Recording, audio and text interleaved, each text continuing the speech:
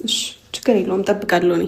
እሺ እና የምር ግን አሁን ወደ ቁም ነገሩ ስገባ ኮርቼ ይባላለሁ። እግዚአብሔርን እኔ ካንተ እንደዚህ አልጠበቅኩም። ማለት ብዙ ቁም ነገሮችን ካንተ እንደምጠብቅ አውቃለሁ፣ ግን በዚህ ልክ እንደዚህ ትልቅ ነገር ታደርጋለህ ብዬ አላሰብኩም። እና ደግሞ 2 ቤት በዛም በዚህ ማስኬድ ደግሞ እንደ አንድ ሰው እንደ አንድ ወጣት በጣም ይከብዳል። እና አመሰግናለሁ የምር ለእኔም ለራሴም አመሰግናለሁ፣ ለሙሼም አመሰግናለሁ። ኮርቼ ይባላለሁ። እግዚአብሔር ይስጥልን። ቴንኪው ሁሉም ነገር። ከዚህም በላይ ደግሞ ትልቅ ነገር ላይ ደርሰህ እንደማይህ አልጠራጠርም። እናሳካዋለን። በእውነት ይሳካል። ማይሳካ ነገር የለም። ዋናው ልባችሁ ንጹህ መሆኑ ነው። እናንተ ጥሩ ሰው መሆናችሁ ነው። ለሰው ቀና ማሰባችሁ ነው።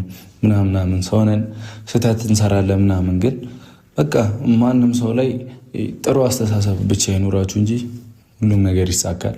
ከዚህ በኋላም እኔ ለራሴ መኖር ጀምራለሁ።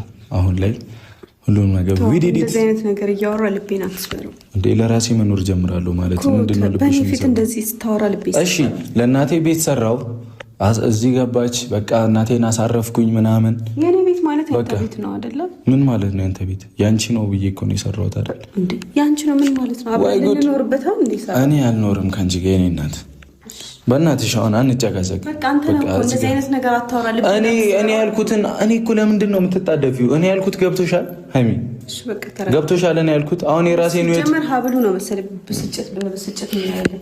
ይሄ ምንም ብስጭት አይደለም። አሁን ስሚ ተረጅኝ። እስካሁን ለእናቴ ነበር አምለፋው። አሁን ለራሴ መኖር ጀምራለሁ። ትልቁን ነገር ጨርሻለሁ ነው ያልኩሽ። በቃ ሌላ ነገር ውስጥ አትግቢብኝ። እሺ በርታ። ወይ ጉድ! ምንድን ነው እንደመሰላት የምታወራው? ለማንኛውም ፋሚሊ በቃ ከአፍታ ቆይታ በኋላ ሰዎች ሲመጡም እኛም እየመጣን እንግዲህ ካሜራማን ብዙ ስራ ይበዛብሻል። በርታ በይ። ውዲዲት ምን ላምጣልሽ አንቺ? በቃ ይመችሽ። በይ እኔ መጨቃጨቅ አልፈልግም። እወዳችኋለሁ። ምን በር እየተንኳኳ ነው? ልክፈት።